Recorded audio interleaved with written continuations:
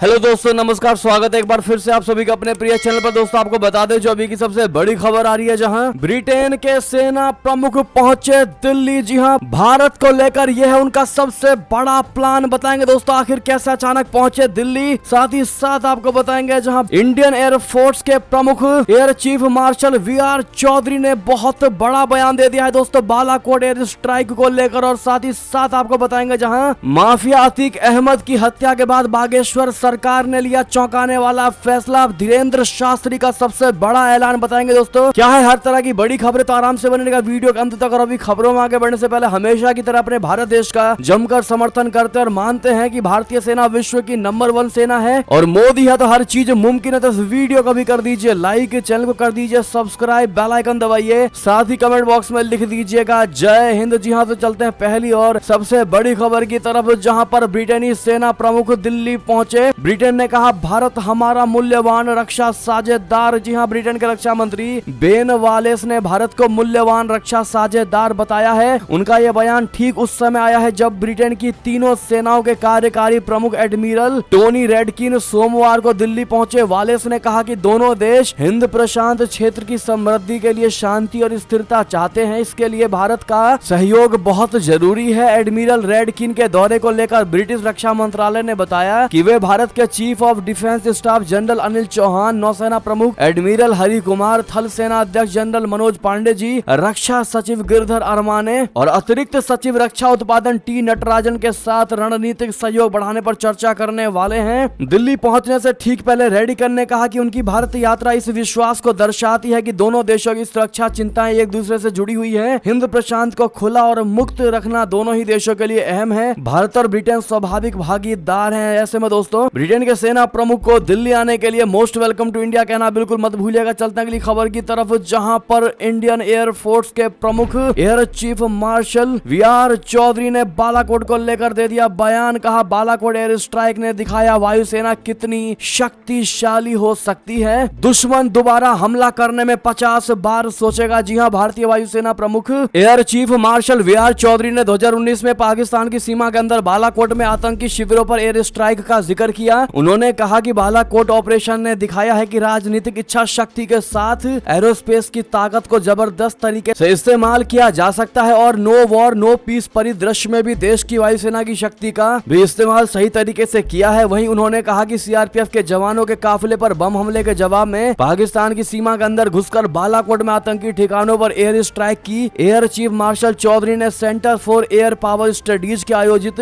Marshal of the Indian air force के कार्यक्रम में बोलते हुए कहा कि फ्लेक्सिबिलिटी और बेजोड़ सटीक हमले की क्षमता के कारण वायुसेना युद्ध के मैदान आपातकाल में जीत का सबसे बड़ा विकल्प बन गई। उन्होंने ये अपने संबोधन के दौरान ये भी कहा कि भारत की सुरक्षा के लिए ये आवश्यक है कि पर्याप्त सैन्य शक्ति स्थापित करें और जरूरत पड़ने पर हमारे पास जबरदस्त विकल्प हो। बहरहाल बालाकोट एयर स्ट्राइक में जो भारतीय वायुसेना ने अपना दमखम दिखाया दोस्तों, क्या आप उसका लोहा मानते हैं? कमेंट में लिखकर अवश्य बताइएगा। साथ ही साथ जय हिंद जरूर कह दीजिएगा। अगली खबर की बात करते हैं, जहां देश में चीन के बिजनेस बंद कर रहा पाकिस्तान। फैसले के पीछे छिपी बहुत बड़ी चाल। बता दे पाकिस्तान का एक सबसे भरोसेमंद दोस्त होने के बावजूद हाल के दिनों में चीन और पाकिस्तान में दरार आने लगी है। कारण है पाकिस्तान में चीनी नागरिकों पर हमले व उनके साथ मारपीट के बाद बीजिंग द्वारा सख्ती दिखाना। इसी बीच पाकिस्तान ने चीन के बिजनेस को बंद करने का फैसला किया है। कराची पुलिस ने शहर में चीनी नागरिकों के तरफ से चलाए जाने वाले बिजनेस को अस्थायी रूप से बंद करने का फैसला लिया है। हाल ही में पाकिस्तान में चीनी नागरिक के तरफ से अल्लाह का मजाक उड़ाने के आरोप में गिरफ्तार किया गया था। उसके बाद पाकिस्तान के तरफ से लिया गया इस तरह का फैसला दोनों देशों के बीच खटास पैदा कर सकता है। चीन ने पाकिस्तान में बिगड़ती सुरक्षा स्थिति का हवाला देते हुए पाकिस्तान में चीनी दूतावास ने काउंसुलर सेक्शन को अस्थायी यानी टेम्पररी रूप से बंद कर दिया था। चीन ने अपने नागरिकों को सतर्क रहने की भी सलाह दी थी। इसके बाद भी चीन के कई अपीलों और चेतावनियों के बावजूद पाकिस्तानी अधिकारियों ने पाकिस्तान में रहने वाले चीनी नागरिकों के जीवन की सुरक्षा के लिए एक उदासीन रवैया दिखाया है। रिपोर्ट्स में दोस्तों ये भी दावा किया जा रहा है कि पाकिस्तान सरकार चीनी नागरिक के बिजनेस बार बार बंद कराकर बीजिंग पर अपने बड़े कर्ज को माफ करवाने या उन्हें चुकाने की समय सीमा बढ़ाने का दबाव बनाना चाहती है। इसके लिए शरीफ सरकार चीन के व्यापार को प्रभावित करने से भी गुरेज नहीं कर रही। पाकिस्तान में पहले ही कई आतंकी संगठन चीनी नागरिकों और चीन पाकिस्तान आर्थिक गलियारे को निशाना बना चुके हैं। उनकी ये कोशिश अभी अभी भी जारी है। जी हाँ, ऐसे में आपको क्या वजह लगती है दोस्तों, अपनी राय अवश्य दीजिएगा। इन दोनों वजह में आप अपनी राय अवश्य रखिएगा। साथ ही साथ वीडियो को शेयर करना मत भूलिएगा। व्हाट्सएप फेसबुक पर हमेशा की तरह अगली खबर की बात करते हैं, जहां अमेरिका में चीनी पुलिस स्टेशन का खुलासा। 53 देशों में ड्रैगन ने कसा शिकंजा। पश्चिमी देशों की खुली पोल। बता दें, अमेरिका ने अपने देश में एक चीनी पुलिस स्टेशन का खुलासा करते हुए 2 व्यक्तियों को गिरफ्तार कर लिया है। इस मामले में बीजिंग के 40 अधिकारियों के खिलाफ आरोप दायर किया गया है। संघीय अधिकारियों ने सोमवार सुबह दोनों की गिरफ्तारी ने न्यूयॉर्क शहर में चीनी पुलिस स्टेशन संचालित होने का खुलासा किया। न्यूयॉर्क के ईस्टर्न डिस्ट्रिक्ट के संघीय अभियोजक ब्रॉन पीस ने कहा कि यह अभियोजन चीन की ओर से न्यूयॉर्क शहर के मध्य में एक गुप्त पुलिस स्टेशन की स्थापना कर हमारी संप्रभुता के उल्लंघन का खुलासा करता है। वहीं ये पश्चिमी देशों के उस पाखंड का भी खुलासा है जिसमें वे मानवाधिकारों के संरक्षण का दावा करते हैं। CNN की रिपोर्ट के मुताबिक चीन कथित रूप से कम 53 देशों में 102 पुलिस स्टेशन बना चुका है। ऐसी आशंका जताई जा रही है कि इसके जरिए असंतुष्टों की निगरानी और उन्हें प्रताड़ित किया जाता है। ये कथित रूप से चीन की सत्तारूढ़ कम्युनिस्ट पार्टी के भ्रष्टाचार के खिलाफ चलाए गए अभियान का हिस्सा है। अमेरिकी अधिकारियों ने चीन के सार्वजनिक रूप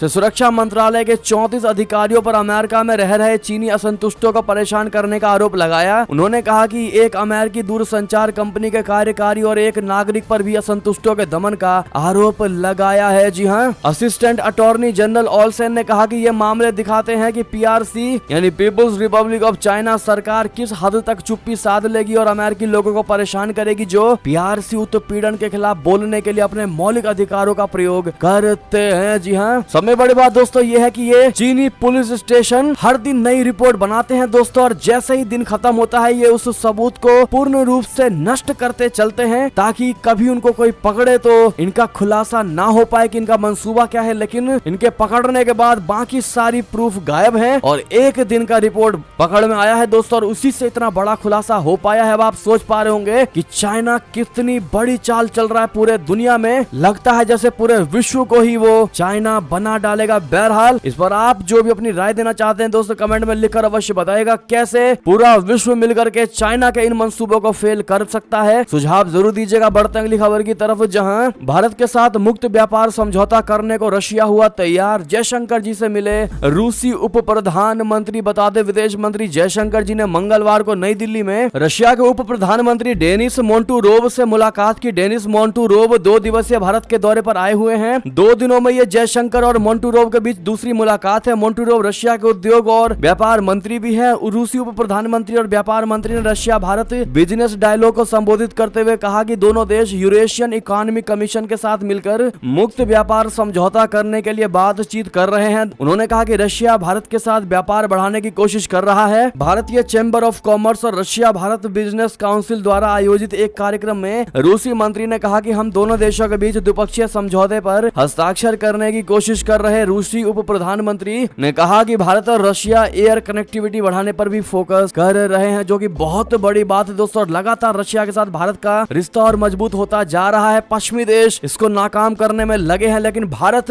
उतना ही मजबूत होकर के आगे बढ़ रहा है रशिया के साथ, और रशिया भी उतना ही मजबूती लेकर के भारत के साथ कनेक्ट हो रहा है। ऐसे में इंडिया और रशिया के रिलेशन को अगर आप भी मानते हैं कि अटूट रिश्ता है तो कमेंट में इंडिया रशिया के रिलेशन को लेकर क्या कहना चाहेंगे बताइएगा जरूर। अगली खबर की बात करते हैं, जहां भारत को भाई मानते हैं इजराइल के अर्थव्यवस्था मंत्री नीर बरकत। सहयोग के माध्यम से विकास पर निगाहें। बता दें, इजराइल के अर्थव्यवस्था मंत्री नीर बरकत जो वर्तमान में भारत की यात्रा पर हैं, उन्होंने दोनों देशों के बीच सहयोग की संभावना व्यक्त करते हुए कहा कि भारत को भाई के रूप में मैं देखा जाता है और इस तरह का सहयोग हमारे विकास को बढ़ावा और बढ़ा सकता है। मंत्री भारत के दौरे पर है और वर्तमान नेतन्याहू सरकार के तहत देश का दौरा करने वाले पहले मंत्री हैं। हमारे राजनयिक संवाददाता सिद्धांत सिब्बल से बात करते हुए उन्होंने कहा कि मैं भारत के साथ सहयोग की क्षमता को समझता हूं। हम वास्तव में एग्रोटेक में दुनिया को नए विचार, समुद्र से खाद्य उत्पादन में नई पहल प्रदान कर सकते हैं। भारत यात्रा के दौरान बरकत, जिन्होंने अतीत में यरूशलेम के मेयर के रूप में कार्य किया है, भारतीय व्यापार मंत्री पीयूष गोयल के साथ बैठक करेंगे और मुंबई की यात्रा भी करेंगे। अडानी के अपने देश में निवेश के बारे में पूछे जाने पर और हाल ही में हिंडनबर्ग की रिपोर्ट के बारे में चिंता जताते हुए उन्होंने कहा कि हमें इस बात पर गर्व है कि एक भारतीय व्यवसायी ने इजराइल में निवेश किया और इस तथ्य से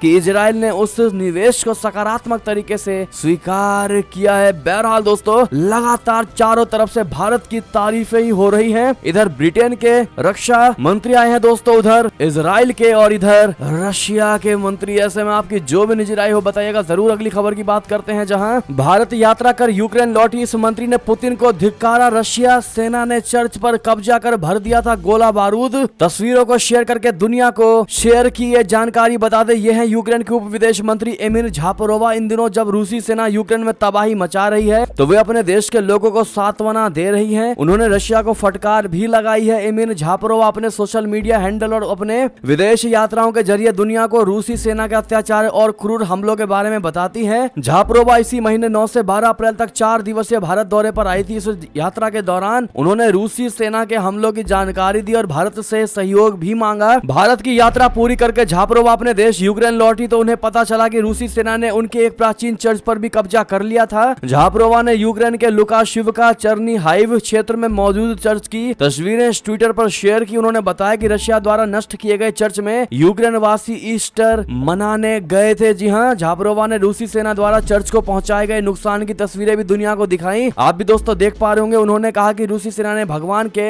आंचल को भी नहीं बख्शा। बहरहाल ये वही एमिर झापरोवा हैं दोस्तों जो पिछले हफ्ते भारत की यात्रा पर थी। अगली खबर की बात करते हैं, जहां सुडान में फंसे लोगों पर जयशंकर जी की सिद्धोरमैया को खरी खरी कहा वहां जीवन दांव पर है और आप राजनीति कर रहे। जी हां, सुडान में अर्धसैनिकों और सशस्त्र बलों के बीच जारी हिंसक झड़प थमने का नाम नहीं ले रही है। लगातार चौथे दिन ये झड़प जारी रही। झड़प में मरने वालों की संख्या बढ़कर 185 तक पहुंच गई है। इस बीच सामने आया है कि कर्नाटक के लगभग 31 आदिवासी सुडान के अल फशेर में फंसे हुए हैं, जिसको लेकर यहां राजनीतिक बयानबाजी शुरू हो गई है। कांग्रेस के वरिष्ठ नेता सिद्धारमैया के ट्वीट पर विदेश मंत्री जयशंकर जी ने करारी प्रतिक्रिया भी की है। उन्होंने कांग्रेसी नेता के ट्वीट पर रीट्वीट करते हुए लिखा कि वहां लोगों का जीवन दांव पर है, आप यहां राजनीति ना करें। सुडान में चल रही लड़ाई के बीच वहां फंसे भारतीयों को लेकर कांग्रेसी नेता सिद्धारमैया ने चिंता जाहिर की थी। उन्होंने ट्वीट के जरिए कहा था कि खबर है कि हक्की पक्की जनजाति के 31 आदिवासी जो कि कर्नाटक के रहने वाले हैं वो गृह युद्ध से परेशान सुडान में फंसे हुए हैं। ट्वीट में उन्होंने आगे कहा कि मैं इस मामले में प्रधानमंत्री नरेंद्र मोदी, केंद्रीय गृह मंत्रालय, विदेश मंत्रालय और मुख्यमंत्री बसवराज बोम्मई से तत्काल हस्तक्षेप करने और उनकी सुरक्षित वापसी सुनिश्चित करने का आग्रह करता हूं। जिसके बाद दोस्तों कांग्रेसी नेता के इस बयान पर प्रतिक्रिया देते हुए विदेश मंत्री जयशंकर जी ने तीखी प्रतिक्रिया देते हुए कह दिया कि मैं आपके इस ट्वीट से स्तब्ध हूं। आपने तो बस ट्वीट करके अपील ही किया है, लेकिन वहां जीवन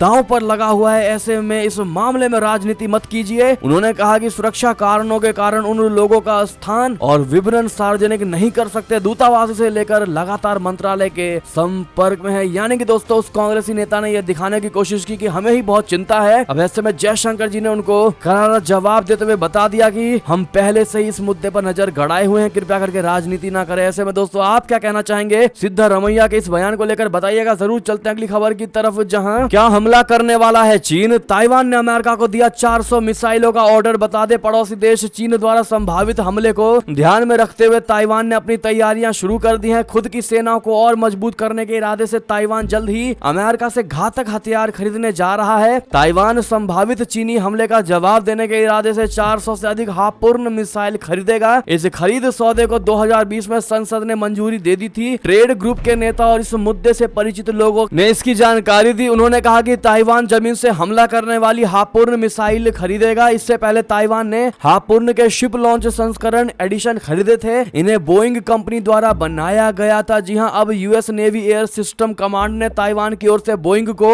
एक कॉन्ट्रैक्ट जारी किया है। यूएस ताइवान बिजनेस काउंसिल के अध्यक्ष रूपर्ट हेमंड चैम्बर्स के मुताबिक रिमोट के जरिए जमीन से लॉन्च होने वाली मिसाइल के लिए ताइवान की ओर से ये पहला कॉन्ट्रैक्ट है। ट्रेड के एक अधिकारी सहित डील से परिचित 3 अन्य लोगों ने भी पुष्टि की है कि ये कॉन्ट्रैक्ट ताइवान के लिए ही है। साथ ही साथ अगली खबर आपको बता दें दोस्तों, जहां ब्रिटेन के पीएम ऋषि सुनक के खिलाफ हो रही है जांच। पत्नी अक्षता मूर्ति से जुड़ा है बहुत बड़ा मामला। जी हां, पत्नी अक्षता मूर्ति के चक्कर में बुरे फंसे ऋषि सुनक। करना पड़ रहा जांच का सामना। आखिर क्या है पूरी कहानी, क्या है पूरा माजरा, आपको बता दें। ब्रिटिश प्रधानमंत्री ऋषि सुनक मुश्किलों से घिरते दिखाई दे रहे हैं। उन पर पार्लियामेंट कमिश्नर फॉर स्टैंडर्ड्स द्वारा जांच की जाएगी। दरअसल ऋषि सुनक की वाइफ अक्षता मूर्ति एक चाइल्ड केयर फर्म में इन्वेस्टर हैं। ऐसे में इस बात की जांच की जाएगी कि क्या सुनक ने चाइल्ड केयर कंपनी में अपनी पत्नी की हिस्सेदारी को ठीक से घोषित किया है, कहीं उन्होंने नियमों का उल्लंघन तो नहीं किया है। कमिश्नर की वेबसाइट के जरिए शेयर की गई जानकारी के अनुसार 13 अप्रैल को प्रधानमंत्री पर कमिश्नर डेनियल ग्रीन स्टोल्टनबर्ग ने जांच शुरू कर दी है। इससे पहले विपक्षी दलों ने इस मुद्दे को जमकर उठाया है। विपक्ष का आरोप है कि सुनक ने अपनी पत्नी के शेयर होल्डिंग वाली बात रजिस्टर ऑफ इंटरेस्ट के दौरान जारी नहीं किया है, जो कि बतौर सांसद उन्हें करनी चाहिए थी। वेबसाइट के अनुसार ये जांच कोड ऑफ कंडक्ट के पैराग्राफ 6 से संबंधित है। बात करते हैं दोस्तों अगली बड़ी खबर की, जहां G7 देश रशिया पर बढ़ाएंगे प्रतिबंध। पुतिन के मददगार देशों को भी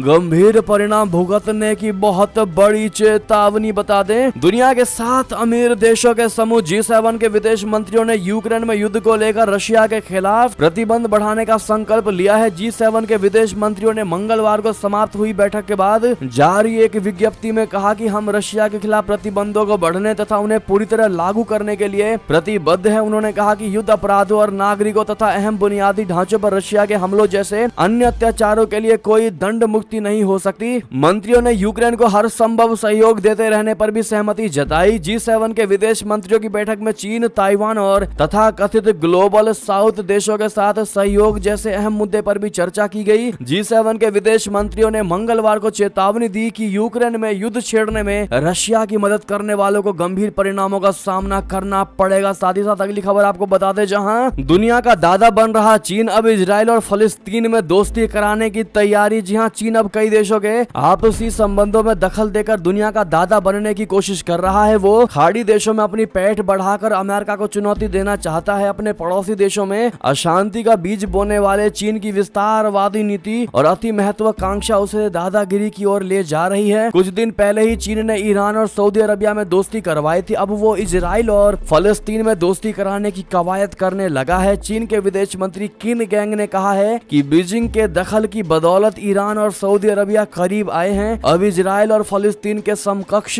नेता शांति वार्ता के लिए तैयार हो गए हैं। किन गैंग ने फलस्तीन के विदेश मंत्री रियाद अल मालिकी और उनके इजरायली समकक्ष एली कोहेन से फोन पर बात की। उन्होंने दोनों देशों में शांति वार्ता शुरू करने की बात कही है। चीन के विदेश मंत्री ने कहा है कि वो पहले से ही इस काम में मदद करना चाहते थे। चीन वार्ता के लिए माहौल देने की कोशिश करेगा। ऐसे में दोस्तों चाइना अब हर किसी दुश्मन देशों के बीच में आपस में ही सुलह करवा करके अपने आप को वर्ल्ड लीडर घोषित करना चाहता है। दोस्तों वर्ल्ड का डॉन घोषित करना चाहता है एक मजबूत देश के रूप में। क्या ऐसा कभी हो पाएगा? अपनी राय अवश्य दीजिएगा आप लोग दोस्तों, और कमेंट में लॉन्ग लिव मोदी जी आप लोग कहना बिल्कुल मत भूलिएगा। बढ़ते हैं अगली खबर की तरफ, जहां लंदन में भारतीय उच्चायोग के सामने खालिस्तानी समर्थकों के प्रदर्शन मामले की जांच अब NIA करेगी। जी हां, लंदन में भारतीय दूतावास के बाहर खालिस्तानी समर्थकों के प्रदर्शन और देश के झंडे का अपमान करने वालों के खिलाफ दर्ज मामले की जांच अब राष्ट्रीय जांच एजेंसी करेगी, यानी NIA करेगी। गृह मंत्रालय के आदेश पर दिल्ली पुलिस की स्पेशल सेल ने भारतीय दूतावास के समक्ष